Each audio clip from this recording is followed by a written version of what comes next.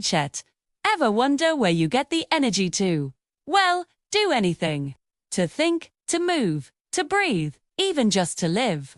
The answer isn't in your morning coffee or that energy drink. It's much, much smaller. We need to zoom in, way past your muscles, past your organs, and right into the tiny little world of your cells. Inside almost every single one of your trillions of cells, there are these incredible little structures working tirelessly, 24/7. They're called mitochondria, and today, we're going on a deep dive to find out why they're famously known as the powerhouse of the cell. Let's start with the basics. Imagine your body is a giant, bustling city. Your organs are the different districts, like the financial district or the residential area. The cells, they're the individual buildings, the houses, factories, and offices. Now, every single one of these buildings needs electricity to function, right? That's where mitochondria come in. They are the power plants inside each building, generating the energy needed for everything that happens. Without them, the entire city of your body would grind to a halt. So, what do these powerhouses look like? If you could shrink down and see one, you'd find a small, often oval-shaped organelle. But it's not just a simple blob. It has a surprisingly complex structure. It's got two membranes, an outer one and an inner one, too. The outer membrane is smooth, like a protective skin. But the inner membrane is where the real magic happens. It's folded over and over again into a series of wrinkles called crista. Why all the folds? Think about it like this. If you want to fit a really long road into a small park, you'd have to wind it back and forth. These folds massively increase the surface area, giving more space for the energy-making machinery to do its job. It's a brilliant piece of natural engineering. Still, inside this inner membrane is a gel-like substance called the matrix. This is where many of the key chemical reactions take place. The matrix is packed with enzymes, special proteins that speed up reactions, and even its own DNA and ribosomes. Yes, you heard that right. Mitochondria have their own unique DNA, completely separate from the DNA in your cell's nucleus. This is a huge clue about their mysterious origins, which we'll get to in a bit. It means they can actually make some of their own proteins and even replicate themselves, dividing and multiplying based on the cell's energy needs. If a cell suddenly needs more power, like in a muscle cell when you start exercising, the mitochondria can multiply to meet the demand. Now for the main event. How do mitochondria actually make energy? The process is called cellular respiration, and it's basically how our cells burn food for fuel. The main fuel source is glucose, a simple sugar we get from the carbohydrates we eat, too. The goal is to convert the chemical energy stored in glucose into a more usable form, called adenosine triphosphate, or ATP. ATP is often called the energy currency of the cell. If glucose is like a $100 bill, ATP is like the quarters you need for a vending machine. Your cells can't directly use the big bill. They need the small change, the ATP, to pay for all their activities. The process of cellular respiration has a few main stages.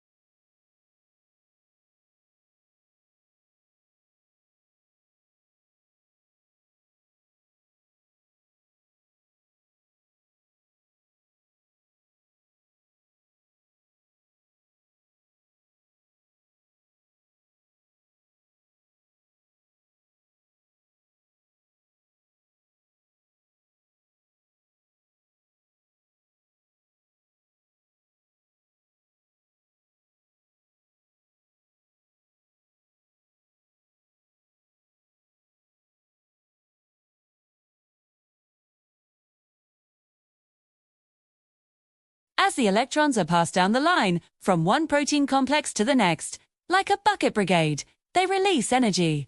What is this energy used for? It's used to pump protons, tiny positively charged particles from the inner matrix across the inner membrane, into the space between the two membranes. This creates a powerful gradient, like water building up behind a dam. 4. You have a high concentration of protons on one side and a low concentration on the other. This stored energy is just waiting to be released. And the release happens through a remarkable enzyme called ATP synthase. This is the grand finale. ATP synthase acts like a turbine in the dam. The protons rush back into the matrix through this channel, and as they flow, they cause a part of the enzyme to spin. This spinning motion is a form of mechanical energy, and it's used to literally stick a phosphate group onto a molecule called ADP, adenosine diphosphate, to create our high-energy currency, ATP. It's an absolutely fascinating process, turning a chemical gradient into mechanical motion to create chemical energy. For every single molecule of glucose, this entire process can generate around 30 to 38 molecules of ATP. It's incredibly efficient. But what happens to the electrons after they've gone down the chain? They can't just pile up at the end. This is where oxygen comes in. Oxygen is the final electron acceptor. It scoops up the electrons at the end of the chain and combines with some protons to form water. This is why we need to breathe oxygen.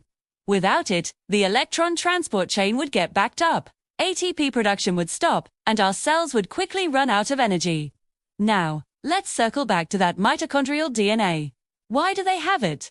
The leading theory is called the endosymbiotic theory. It suggests that billions of years ago, mitochondria were actually free-living, independent bacteria. At some point, a larger primitive cell engulfed one of these bacteria. But instead of digesting it, the two formed a mutually beneficial relationship, a symbiosis. The host cell provided a safe environment and nutrients, while the engulfed bacterium, the ancestor of our mitochondria, provided a massive amount of energy through its efficient ATP production, SUVA. Millions of years of evolution, they became inseparable, and the bacterium evolved into the organelle we know today.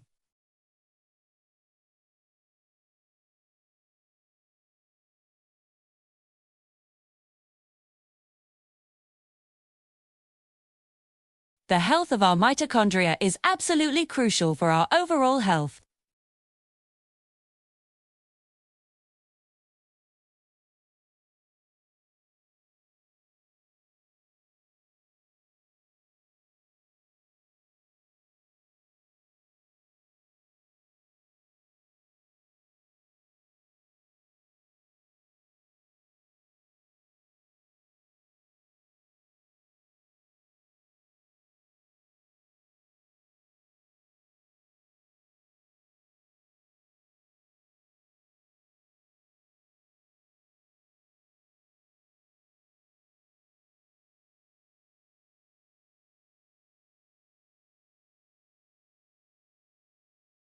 These microscopic marvels, the mitochondria, are the silent, tireless engines that power the incredible complexity of life.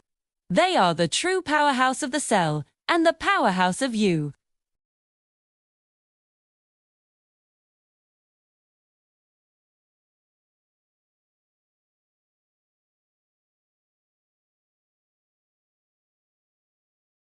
See you next time.